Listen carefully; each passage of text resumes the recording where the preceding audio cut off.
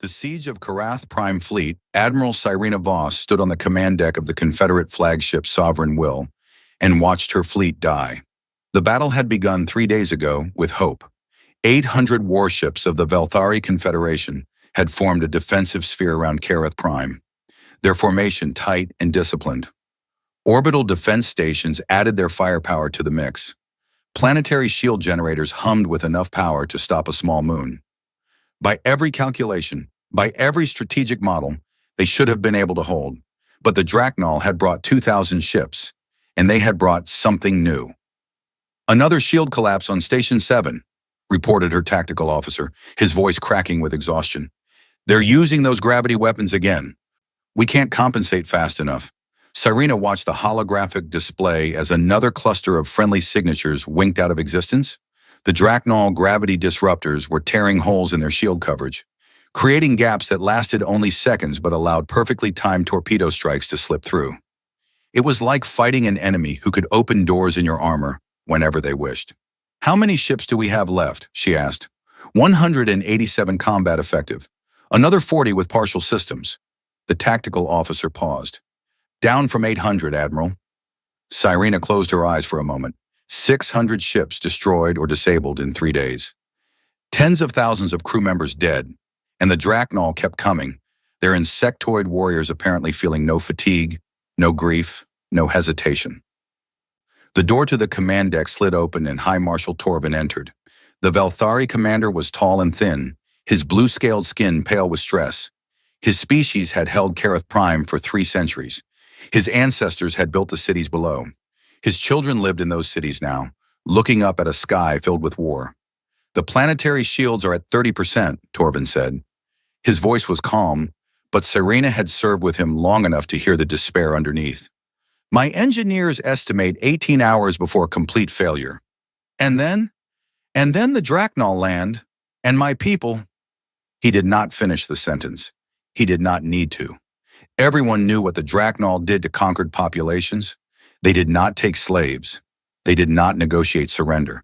They simply eliminated any species they considered inferior, which was all of them. Cyrena turned to her communications officer. "Get me a priority channel to Confederation High Command, maximum encryption." The connection took several minutes to establish. When the face of Grand Admiral Petrov appeared on the screen, Cyrena felt a small spark of hope. Petrov was a legend, a commander who had won battles against impossible odds. "Admiral Voss," Petrov said, "I've been monitoring your situation. You've done remarkable work holding as long as you have. Sir, we need immediate reinforcement. The Draknal have deployed weapons we've never seen before. Our defensive calculations were based on outdated intelligence." Petrov's expression tightened. "I know, and I wish I had better news." He paused, and in that pause, Cyrena felt her hope begin to die. "The nearest major fleet is 6 days away at maximum speed. We're repositioning as fast as we can, but the hegemony chose their timing well. Our forces are scattered across the sector, responding to smaller attacks." 6 days, Cyrena repeated. "We have 18 hours. "I know." Petrov looked older than she had ever seen him. "I'm sorry, Cyrena. Hold as long as you can. Make them pay for every kilometer, but prepare evacuation protocols for essential personnel." The channel closed. Cyrena stood in silence, feeling the weight of command pressing down on her shoulders. Essential personnel. That meant abandoning billions of civilians to die, while a few thousand fled to safety. "There must be something else we can do," she said, though she did not know who she was speaking to. Perhaps herself, perhaps whatever gods might be listening. High Marshal Torvin stepped closer to her. His voice was quiet, meant only for her ears. "There is one option we have not considered." Cyrena looked at him. "I'm listening." "There is a species whose ships could reach us in time. A species whose military power could change this battle." Torvin's scales rippled, a sign of deep discomfort among his people. "But no one has asked them for military aid in over a century. No one has wanted to." Cyrena felt a chill run down her spine. She knew exactly who he meant. Everyone in the galaxy knew, even if they rarely spoke of it directly. "The humans," she said. Torvin nodded. "The humans." The command deck had gone quiet. Every officer had stopped their work, listening. Cyrena saw fear on their faces, but also a desperate hope. "They're neutral in most conflicts," Cyrena said. They trade with everyone, fight for no one. Why would they help us? Because we will ask, Torvin said simply, and because the humans have strange ideas about what wars are worth fighting. They ignore conflicts over territory, over resources, over political power. But the Draknal, he gestured toward the viewport where distant explosions still flickered. The Draknal commit genocide. The humans have opinions about genocide. Cyrena thought about what she knew of humanity. They had joined galactic civilization barely 2 centuries ago, a young species from an unremarkable planet in an unfashionable corner of the galaxy. They had been dismissed at first as primitive, aggressive, short-lived creatures with no special abilities. Then came the Kreth War. She had been a young officer when news of that conflict reached her homeworld. The Kreth Dominion had ruled 60 species through terror and brutality. They had attacked a human colony, killing 12,000 civilians, expecting the young species to submit like all the others. The humans had not submitted. What followed was not a war in any conventional sense. It was an execution. The humans dismantled the Kreth Dominion in 18 months. Not defeated, not conquered, dismantled. When it was over, Kreth civilization had effectively ceased to exist. Their military was destroyed, their government collapsed, their homeworld was... No one quite knew what had happened to their homeworld. The humans did not discuss it. And then, strangest of all, the humans had helped the 60 subjugated species establish their own governments. They had provided aid, shared technology, rebuilt what the Kreth had destroyed. And then they had withdrawn, asking for nothing in return except that no one attack them again. The galaxy had learned 2 lessons from that war. First, humans did not start conflicts, but they finished them absolutely. Second, their mercy afterward was somehow more terrifying than their wrath, because it proved the destruction had not been passion. It had been policy. Even if they respond, Cyrena said slowly, they might not arrive in time. Human ships are faster than ours, Torvin replied. Their technology is different, more advanced than they usually admit. He looked at her with eyes that held centuries of Velthari pride, now bent by desperation. Admiral, I am asking you to call them. I am asking you to save my people, even if it means owing a debt to the most dangerous species in the galaxy. Cyrena looked at the holographic display. Another Confederate ship had just been destroyed, its crew of 300 dying in the cold vacuum of space. In 18 hours, billions more would join them. She turned to her communications officer. Open a channel on the emergency frequency, widest possible broadcast, human military encryption. Admiral? The officer looked uncertain. What should I say? Cyrena thought for a moment. Then she began to speak, and her words went out into the darkness of space. This is Fleet Admiral Cyrena Voss of the Velthari Confederation, requesting immediate military assistance. Kareth Prime is under attack by the Draknal hegemony. Our defenses are failing. Civilian population numbers in the billions. The Draknal do not take prisoners. She paused. We are asking for help from anyone who will answer, from anyone who cares about what happens next. She nodded, and the officer ended the transmission. Now we wait, she said. Outside the viewport, the battle continued. Ships died. People screamed their last breaths into uncaring void. The Draknal armada moved closer, patient and relentless, confident that victory was only a matter of time. And somewhere in the vast darkness of space, the message traveled outward at the speed of light, carrying a desperate plea to the one species that everyone feared. Cyrena did not know if the humans would answer. She did not know if they could arrive in time. She did not know what price they might demand for their help. But she knew one thing with absolute certainty. If the humans did come, the Draknal would learn why the galaxy had spent a century being very, very careful not to make humanity angry. She hoped it would be enough. The reputation. The response came faster than anyone expected.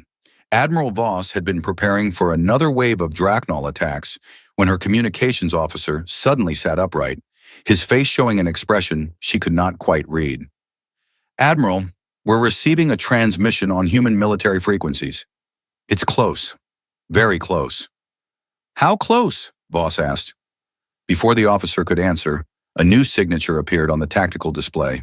A single ship emerging from hyperspace at the edge of the combat zone. It was smaller than a Draknal battleship, larger than a Confederate frigate. Its hull was dark gray, almost black, with clean, angular lines that seemed designed more for efficiency than intimidation. "This is Captain Marcus Cole of the United Nations Ship Temperance," came a voice over the communication channel. The speaker sounded calm, almost casual, as if he were announcing his arrival at a social gathering rather than a desperate battlefield. "We received your distress call, Admiral Voss. We were conducting a routine patrol in the neighboring system. Happy to offer assistance." Voss stared at the display. One ship. They had received one ship. "Captain Cole, I appreciate your response, but I must be direct with you. We are facing an armada of nearly 2,000 enemy vessels. Our fleet has been reduced to less than 200. One ship, even a human ship, cannot change these odds." There was a brief pause. When Cole spoke again, there was something in his voice that Voss could not quite identify. Amusement, perhaps, or patience. "I understand your concern, Admiral. Let me assure you that additional forces are being mobilized as we speak. In the meantime, the Temperance will do what it can to improve your situation. With your permission, I'd like to open communications with the Draknol commander." Voss exchanged glances with High Marshal Torvin, who had remained on the command deck since his earlier suggestion. The Velthari commander gave a small nod. "Permission granted, Captain, though I doubt the Draknol will be interested in negotiation." "We'll see," Cole said simply, switching to open broadcast. Far across the battlefield on the command deck of the Draknol flagship Eternal Conquest, Supreme Commander Kethrax was savoring his imminent victory when an officer interrupted his thoughts. "Supreme Commander, we are detecting a new vessel. Unknown configuration. It's broadcasting on open frequencies." Kethrax turned his attention to the display. His compound eyes studied the small ship that had appeared behind the enemy lines. Compared to his massive battleships, it looked almost fragile. "A single ship," he said. "The Confederation must be truly desperate if they're calling in favors from minor species." "Supreme Commander," said another officer, this one older, his carapace marked with the scars of many campaigns. "That ship configuration matches human military design." The command deck went quiet. Kethrax noticed that several of his officers had stopped moving entirely. "Human?" He considered this for a moment. "What are humans doing in this sector?" Before anyone could answer, the human ship began broadcasting. "This is Captain Marcus Cole of the United Nations Ship Temperance to the commander of the Draknol fleet. I am here to inform you that Kareth Prime is now under human protection. You have 1 hour to begin withdrawing your forces from this system. If you fail to comply, you will face the consequences of your decision. This is not a threat. This is a statement of fact. Temperance out." Kethrax stared at the display in disbelief. Then he began to laugh, a harsh clicking sound that echoed through the command deck. "One ship," he said. "One ship gives me an ultimatum. The humans have grown arrogant in their isolation." He turned to his tactical officer. "Send 50 ships to destroy that vessel. Make it spectacular.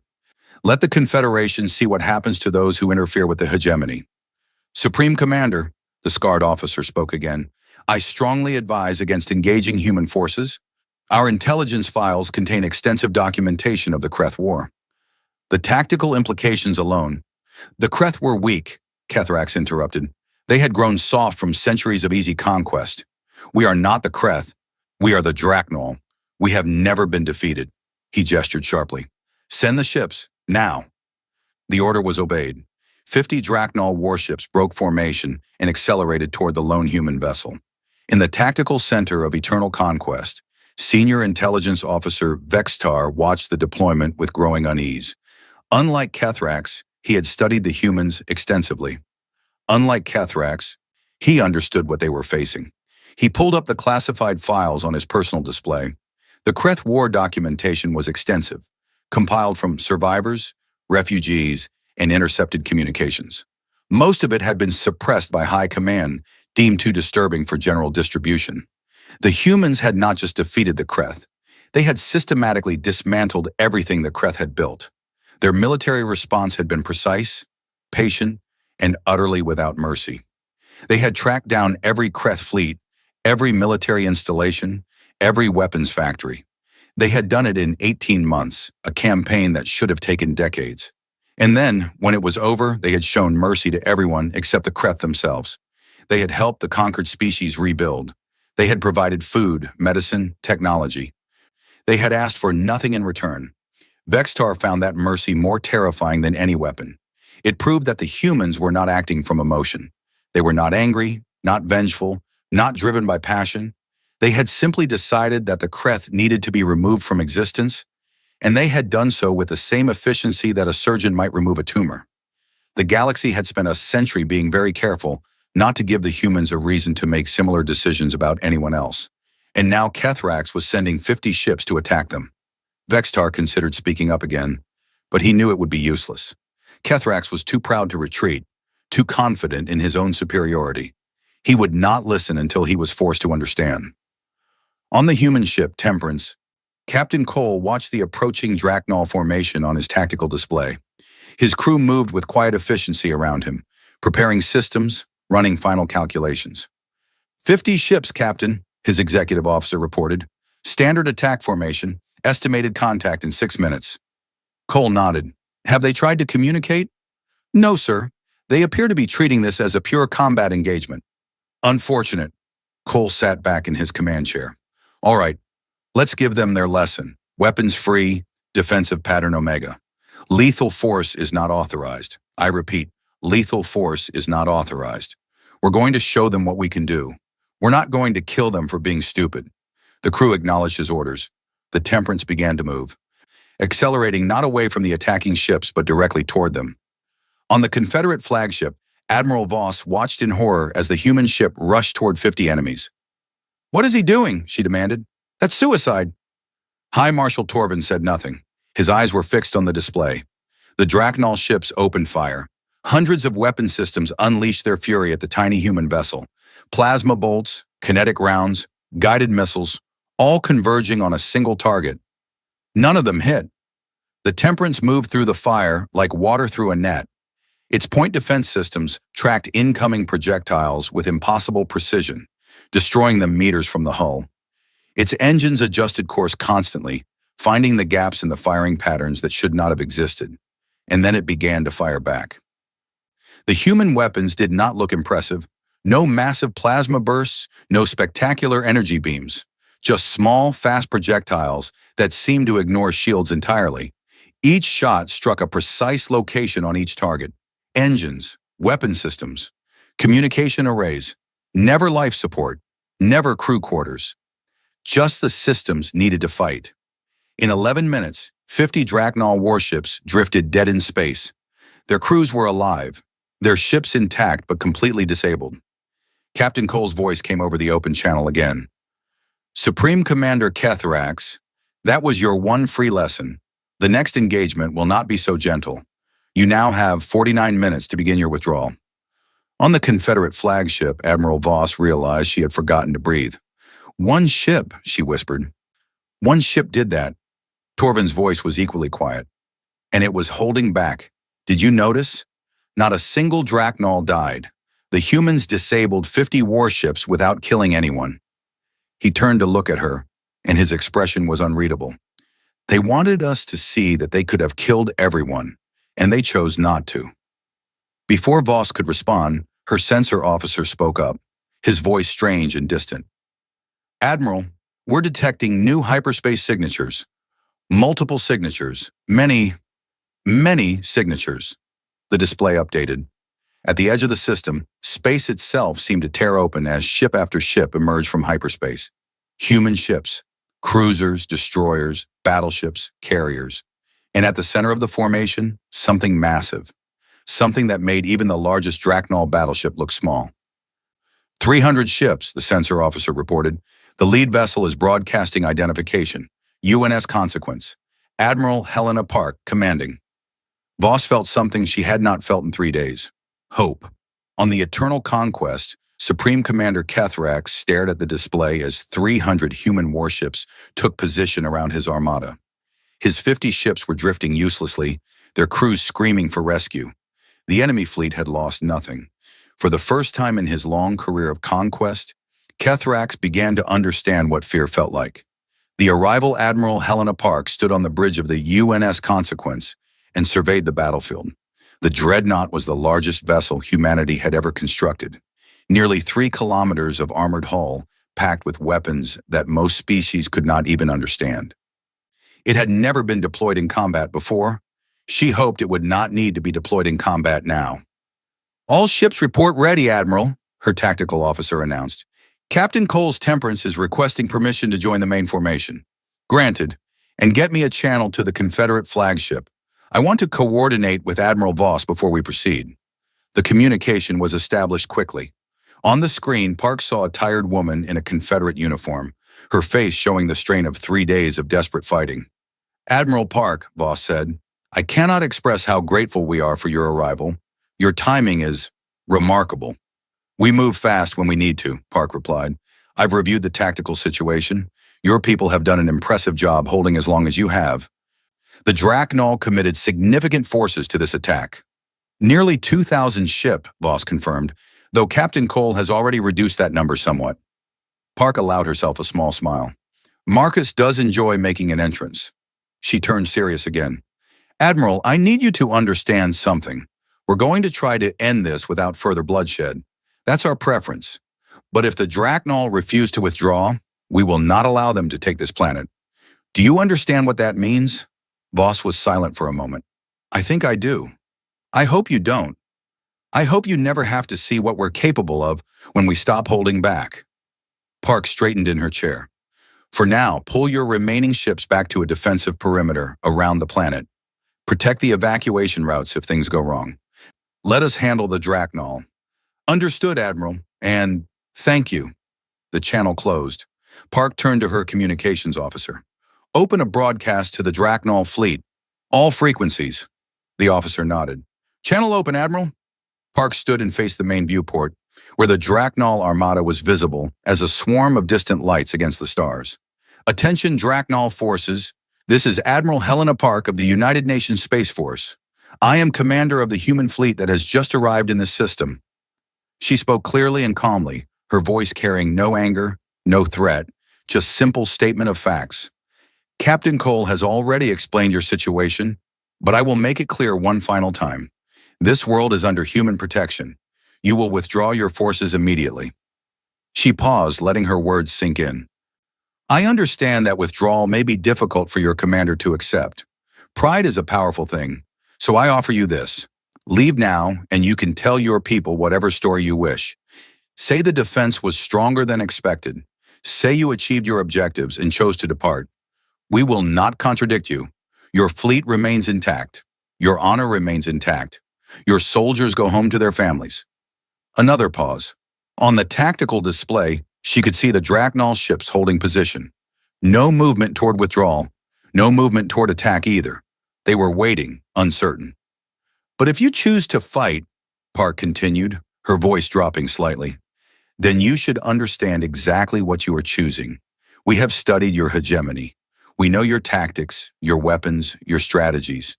We know your strengths." She leaned forward slightly. "We know your weaknesses. Every ship in this system will be disabled or destroyed before you can reach the planet. Every invasion force you deploy will be eliminated before it can land. And when this battle is over, we will follow you home." She let that last statement hang in the air. "We do not want war with your species. We have never wanted war with anyone. But if you force us to fight, we will not stop until we are certain you can never threaten anyone again. Ask the Kreth how that worked out for them." She straightened again. "You have 30 minutes to begin your withdrawal. Use them wisely. Park out." The channel closed. Park returned to her command chair and sat down. "Now we wait," she said. "On the Eternal Conquest." Supreme Commander Kethrax stood in silence as the human admiral's words echoed through his command deck. Around him, his officers waited for orders. None of them spoke. None of them moved. Senior Intelligence Officer Vextar stepped forward. "Supreme Commander, I have compiled a tactical analysis based on the engagement between the Temperance and our forward group." Kethrax turned to face him. "Proceed." "The human vessel demonstrated several capabilities that do not match our current intelligence estimates." Vextar pulled up a holographic display showing the brief battle. "Their point defense systems achieved a 99.7% intercept rate against our weapons fire. This exceeds any known technology by a significant margin. Their offensive weapons appear to bypass our shields entirely. We do not understand how this is possible. Shields can be upgraded," Kethrax said. "Weapons can be countered. Supreme Commander, with respect, that is not the most concerning finding." Vextar changed the display to show the current human formation. The Temperance is classified as a heavy cruiser in human documentation. It is a mid-range vessel, not their primary combat platform. The ships that have just arrived include vessels that dwarf the Temperance in every measurable category. He highlighted the consequence. That dreadnought alone has more weapons capacity than our entire fleet combined, according to our estimates. And our estimates may be conservative. Kethrax stared at the display. His compound eyes moved over the human formation, counting ships, analyzing positions. They sent 300 ships to defend a world that is not theirs, he said slowly, against an enemy they have no formal alliance with. Why? Vextar hesitated. Our psychological profiles of humans suggest they respond strongly to what they call moral imperatives. Actions they consider unjust trigger a disproportionate response. The Kreth attacked a human colony and killed civilians. The humans destroyed the entire Kreth civilization. We have not attacked any human worlds. No, Supreme Commander, but we have declared our intention to exterminate the population of Kareth Prime, billions of sentient beings. Our own records of previous conquests are public knowledge. Vextar's voice was careful, measured. The humans may view our actions as similar enough to warrant a similar response. From across the command deck, another voice spoke. It was old, rasping, coming from a communications officer who rarely said anything at all.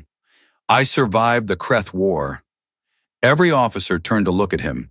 The old Draknal stepped forward, his carapace marked with ancient scars, his movements slow and careful. I was young then, a junior officer on a patrol ship. We were stationed far from the fighting, but we heard the reports. His compound eyes were distant, focused on memories from decades past. The humans did not fight like any species we had ever encountered. They did not seek glory. They did not take trophies. They did not make speeches or demands. They simply appeared, destroyed everything military, and moved on to the next target. He paused, his breathing labored. But the worst part was not the destruction. The worst part was what came after. When it was over, when the Kreth were nothing but scattered refugees, the humans helped everyone the Kreth had conquered. They gave food to species that had been starving. They shared medicine with species that had been dying. They rebuilt worlds that had been devastated. The old officer looked directly at Kethrax. They showed mercy to everyone except the Kreth, and that mercy was more terrifying than their weapons, because it proved they were not monsters. They were not driven by rage or hatred. They had simply decided that the Kreth needed to be removed, and they removed them. Carefully, deliberately, completely. He took a shaky breath. If we fight them today, they will decide the same thing about us. Silence filled the command deck. Kethrax stood motionless for a long moment. His entire career had been built on never retreating, never showing weakness. The hegemony respected strength above all else. If he withdrew now, his rivals would smell blood. His position would be weakened. His legacy would be tarnished. But if he fought, there might not be a hegemony left to have a position in. 20 minutes remaining on their deadline, Vextar said quietly. Kethrax looked at the display again. 300 human ships, the massive dreadnought at their center, and somewhere in that formation, the small cruiser that had disabled 50 of his warships without killing anyone. Without killing anyone. The humans could have destroyed those ships, could have killed thousands of his soldiers. Instead, they had precisely disabled each vessel, leaving the crews alive. It was a message, a demonstration, a warning. This is what we can do when we're being gentle. Open a channel to the human flagship, Kethrax said finally. His voice was flat, emotionless. Tell Admiral Park that the hegemony accepts her terms. We will begin withdrawal immediately. Around him, his officers released breaths they had not realized they were holding. The war was over before it truly began. But on the UNS Consequence, Admiral Park did not relax. She had dealt with pride before. She had dealt with commanders who changed their minds, who sought revenge, who could not accept defeat. Maintain battle readiness, she ordered. Until the last Draknal ship leaves this system, we assume nothing. She was wise to be cautious, because on the Eternal Conquest, Kethrax was already making different calculations. Withdrawal today did not mean surrender forever. He would retreat, yes. He would save his fleet. But he would also remember this humiliation, and he would find a way to make the humans pay for it. Somehow. The choice for 3 hours, it seemed like peace would hold. The Draknol fleet began its withdrawal in orderly formation. Ships moved toward the system's edge, preparing for hyperspace jumps. On the Confederate flagship, Admiral Voss allowed herself a moment of relief. On the UNS Consequence, Admiral Park maintained her vigilance but permitted herself to hope. Then everything changed. Supreme Commander Ketherax stood alone in his private quarters aboard the Eternal Conquest, staring at the wall. His mind churned with humiliation and rage. 3 centuries of Draknol expansion, and he would be remembered as the commander who retreated from a single human fleet without firing a shot. His communication device chimed. He answered it and found himself looking at a face he had not expected. Grand Marshal Vethnar, supreme military commander of the entire hegemony, speaking from the capital world. Ketherax, the Grand Marshal said, I have been monitoring your situation. Grand Marshal, Ketherax straightened. I was about to file my report. The tactical situation. I know the tactical situation. I also know what you're thinking. The Grand Marshal's compound eyes glittered. You're thinking about your legacy, your career, your pride. Ketherax said nothing. What if I told you there was another way? The Grand Marshal leaned forward. The humans are confident, perhaps too confident. They believe their reputation alone will protect them, that no species would dare challenge them directly. They have 300 warships in system. We saw what one of their cruisers did to 50 of our ships. One cruiser against 50 ships that were attacking blindly, using standard tactics against a superior opponent. The Grand Marshal's voice grew intense. We have studied the Kreth War, Ketherax. We know how the humans fight. They are precise. They are methodical. They are also predictable. They follow rules. They try to minimize casualties. They hold back their true power until they believe it is necessary. Ketherax felt something cold settle in his stomach. What are you suggesting? I'm suggesting that the humans don't expect you to attack. They think you're defeated. They think you're retreating. They've already begun to relax their formation. The Grand Marshal pulled up a tactical display. If you strike now with everything you have, you could destroy a significant portion of their fleet before they respond. Yes, you would lose ships, perhaps many ships, but you would prove that humans can be hurt. You would prove they are not invincible. And if we fail, then you die as a hero of the hegemony.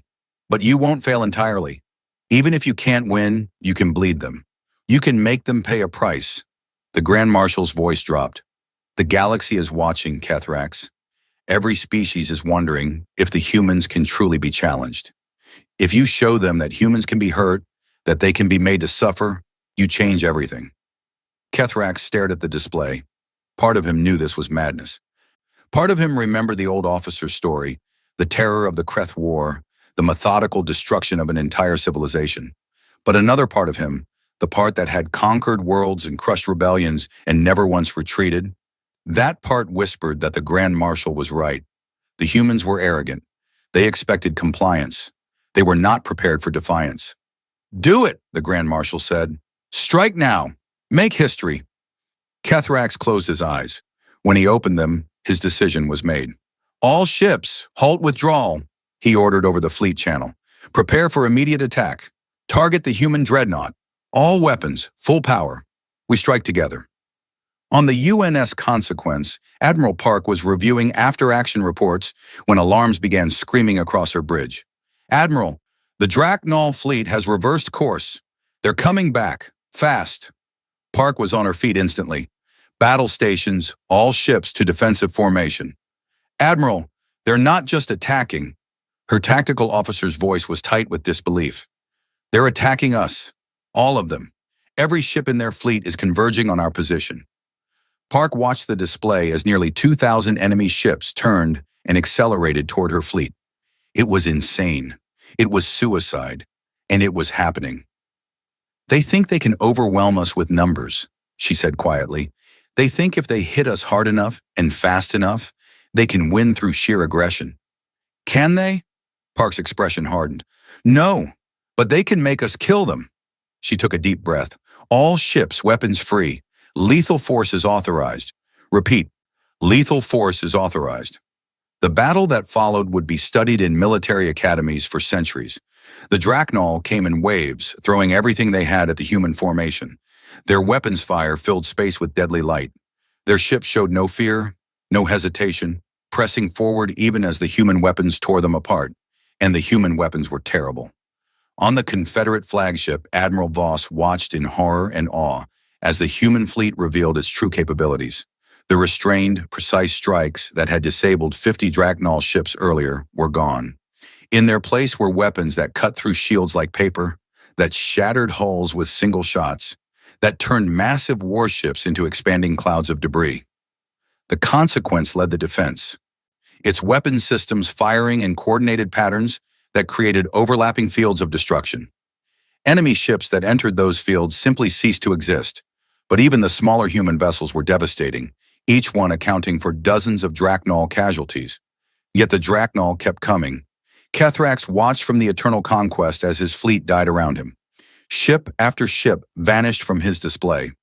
Thousands of his soldiers were dying every minute, but the human fleet was not untouched. He could see it now. Human ships were taking damage. Some were even being destroyed, overwhelmed by the sheer volume of fire. "We're hurting them," he said, his voice rising with desperate hope. "We're actually hurting them."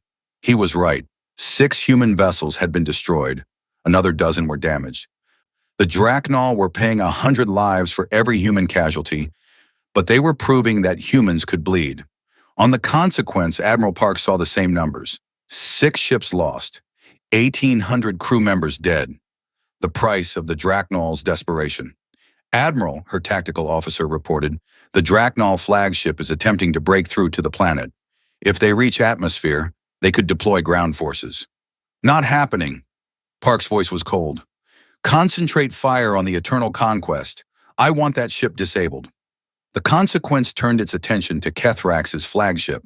The dreadnought's main weapons spoke, and the eternal conquest shields collapsed in seconds. Precise strikes disabled engines, weapons, communications. The massive ship went dark, drifting helplessly. But Kethrax was not finished. From his disabled bridge, he watched his remaining ships continue the attack. They were down to 800 vessels now, then 600, then 400. The human fleet had lost 8 ships. The exchange rate was absurd, impossible, catastrophic. And still the Drachnol came. Admiral Park made a decision. She opened a broadcast to the entire battlefield. "Drachnol forces, your flagship has been disabled. Your commander cannot lead you. This battle is over. Stand down now and you will be allowed to surrender with honor. Continue fighting and you will die for nothing." She paused. "This is your only warning." For a long moment, nothing changed. The Drachnol ships continued their attacks, driven by momentum and training and the fear of showing weakness. Then, one by one, they began to stop. It started with a single destroyer that powered down its weapons and transmitted a surrender signal. Then another. Then a dozen more. The wave of capitulation spread through the fleet like wildfire. Crews who had watched their comrades die by the thousands decided they did not want to join them. Within 30 minutes, the battle was over. The surviving Drachnol ships drifted in space, their weapons silent, their crews waiting for the mercy they were not sure would come. Admiral Park surveyed the battlefield. 1,800 Drachnol ships destroyed or disabled, nearly 200,000 enemy soldiers dead, and on her side, 8 ships lost, 600 crew members killed. The humans had won. The cost had been terrible, but they had won. "Begin rescue operations," she ordered. "I want every survivor recovered, every wounded treated, every dead honored." She looked at the drifting hulk of the eternal conquest. "And get me a channel to whatever passes for command on that flagship. Kethrax and I need to have a conversation." In the ruins of his command deck, Supreme Commander Kethrax heard the human admiral's voice asking to speak with him. He was wounded, his carapace cracked in several places. Most of his officers were dead, but he was alive, and he would have to explain to the galaxy why he had thrown away an entire fleet for nothing. He accepted the communication. Admiral Park's face appeared on his damaged display. "Supreme Commander," she said, "your crews will be rescued and repatriated. Your ships will be returned after demilitarization. You will leave this sector and not return." Her voice was flat, without emotion. "These are not terms for negotiation. This is what will happen." Kethrax stared at her. "Why?" he asked. "Why let us live? We attacked you. We killed your people." Park's expression did not change. Because killing you accomplishes nothing. Because your crews were following orders from a commander who made a foolish choice. Because we are not the Draknol. She leaned slightly forward. And because I want you to go home and tell everyone what happened here. I want every species in the galaxy to know what we can do when we're forced to fight. And I want them to know that even after all of this, we chose mercy. She paused. Don't make us regret that choice, Supreme Commander. Don't make us come to your homeworld. Because if you do, we won't be merciful again. The channel closed. Kethrax sat in the darkness of his ruined ship, surrounded by death, and understood for the first time what the old officer had been trying to tell him. The humans were not monsters. They were something far more dangerous. They were people who knew exactly what they were capable of and chose every single day not to be that thing until someone forced them. The lesson 6 months had passed since the Battle of Kareth Prime. The planet had been rebuilt. Human engineers had worked alongside Confederate construction crews, repairing the orbital stations, restoring the planetary shields, strengthening the defenses. The cities below showed no sign of the war that had nearly destroyed them. Children played in parks. Families gathered for meals. Life continued. Admiral Cyrena Voss stood on a balcony overlooking the capital city, watching the sun set over the mountains. The sky was painted in shades of orange and purple, beautiful and peaceful. It was hard to believe that 6 months ago, she had been certain she would never see another sunset. Behind her, a door opened. She turned to find Captain Marcus Cole stepping onto the balcony. He was in civilian clothes now, his uniform packed away for the journey home. The human fleet had begun its withdrawal that morning. Their work was done.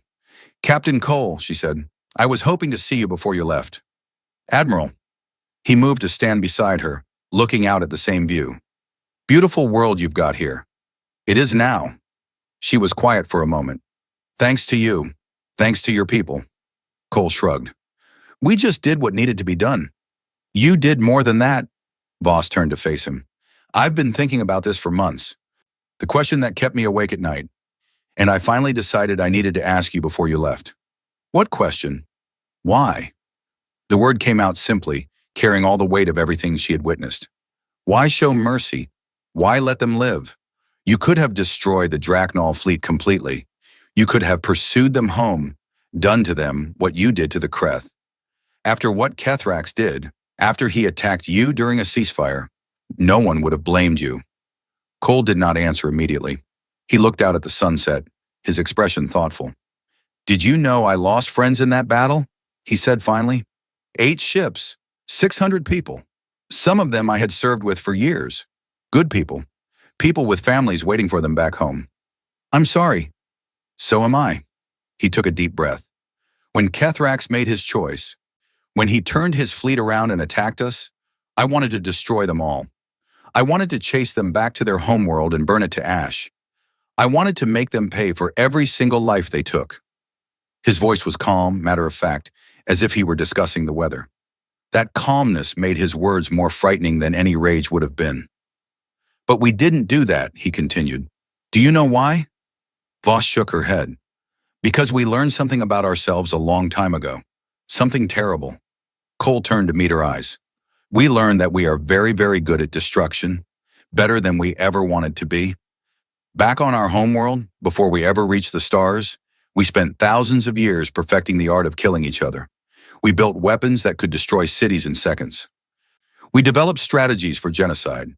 We came within a hair of wiping ourselves out more than once." He paused, letting that sink in. "When we finally made it to the stars, we thought we had moved past all that. We thought we had grown up. And then we met the Kreth."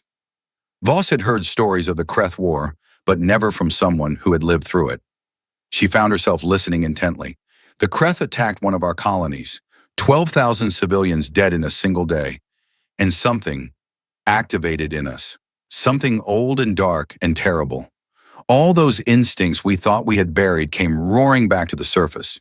Cole's voice grew quieter. "We destroyed them, not just their military, their entire civilization.